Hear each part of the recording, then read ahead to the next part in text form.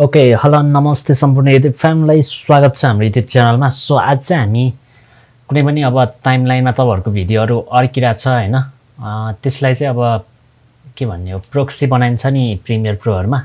So त्यसको लागि चाहिँ अनि हामीले यसमा चाहिँ कसरी बनाउन सकिन्छ हैन भनेर सिकाउँदै छु है त। अब यस्तो भिडियो छ हैन, सो अड्किरहेछ भने चाहिँ तपाईहरुको नि भिडियो यसरी अड्किन सुरु गर्छ। यो मैले 1080 छ। सो टाइमलाइन चेन्ज गरेर एक त यसलाई नअड्किने बनाउनलाई यहाँ गएर टाइमलाइन हिजोको भिडियो हेर्छौं भयो होला। सो टाइमलाइनको सेटिङ चेन्ज गर्नुपर्ने हुन्छ। सो अर्को भनेको चाहिँ हामीले यो जुन चाहिँ एरियाबाट क्लिक गर्नुपर्ने कतिवटा के भन्छ फाइलहरु चाहिँ तपाईहरुले रेन्डर गर्नुपर्ने कुनै फोकेमा हुन्छ नि त। सो त्यसलाई चाहिँ स्मुथली चल्ने बनाउनु पर्यो भने चाहिँ राइट क्लिक गर्नु पर्यो। सो रेन्डर इन प्लेस गर्नुपर्ने हुन्छ है त। सो हजुरहरुले चाहिँ अब कतिको साइजमा बनाउने हो त्यो अनुसार रेन्डर गर्न सकिन्छ। सो ल मैले चाहिँ यसलाई यसमा गर्दै हैन, अहिले क्विक टाइममै गरौँ न अनि यसलाई रेन्डर गर्न सकिन्छ है त। यसमा गएर रेन्डर गरौँ अनि यहाँनिर फाइल बनाउनु पर्ने हुन्छ यो त RENDER भनेर हालौँ हैन, के भन्छ ल डेस्कटपमै हाल्दिम न त।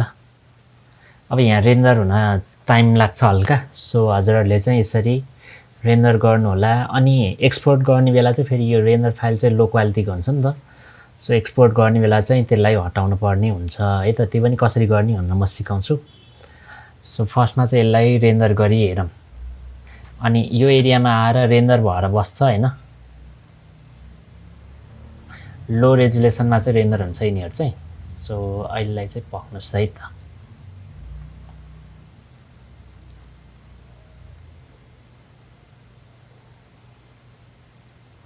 ओके रेन्डर भएपछि यसरी यहाँ रेन्डर भनेर आउँछ। सो यसलाई प्ले गरौँ हैन। ल यसमा चाहिँ अब रेन्डर भएर बसिहाल्छ। यो टाइमलाइन चेन्ज गरेपछि चाहिँ स्मुथली चल्छ है त। सो अब यसरी गर्यो रे। अब यो तपाईले चाहिँ के भन्छ यो इन्स्पेक्टरलाई अफ गरौँ। दुईटा आउँछ यहाँ एउटा आउँछ हैन, यसलाई चाहिँ डिलिट गरौँ। यो रेन्डर भएकोलाई तानेर ल्याउँ हैन। ल यो चाहिँ रेन्डर भएको अहिले अड्किदैन है त।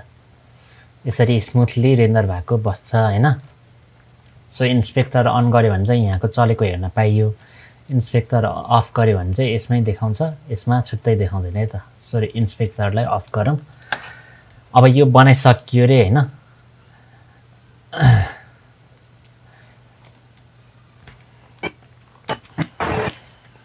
ओके यो चाहिँ रेन्डर भइसकेको छ।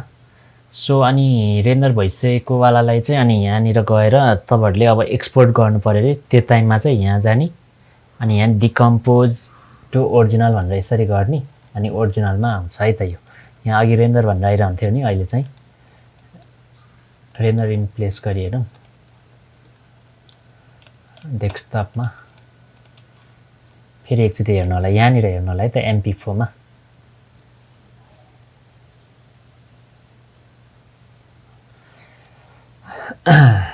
यो रेन्डरहरु गरेर यसरी गर्यो भने चाहिँ तपाईहरुलाई भिडियो चलाउनको लागि चाहिँ हैन, एडिट गर्नको लागि चाहिँ एकदम सजिलो हुन्छ। सो यसरी गर्यो भने चाहिँ तपाईहरुले मज्जाले एडिट गर्नको लागि चाहिँ सकिन्छ है त। यो रेन्डर गरौँ पहिला अनि रेन्डर गरेपछि यो एरियामा हेर्नु होला। फुल चाहिँ हामी स्पिड के भन्छ रे यसलाई स्टेबलाइजेसनहरु कसरी गर्ने हैन अनि क्रपहरु कसरी गर्छ यहाँ सिनेमा स्कोपहरु ल हेर्नु है।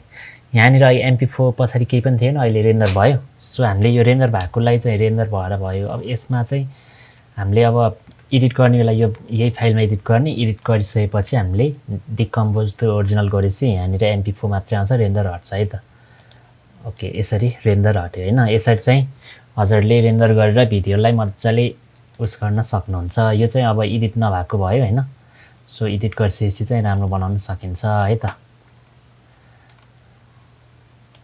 ल यसरी डिटेलहरु बनाउन मिल्छ। यसमा धेरै काम गर्न मिल्छ। सो हामी कलर पेजमा गएर सिक्ने छौं। सो यसरी चाहिँ हजुरले फास्ट रेन्डर गरेर फास्ट एडिट गर्न सक्नुहुन्छ है त।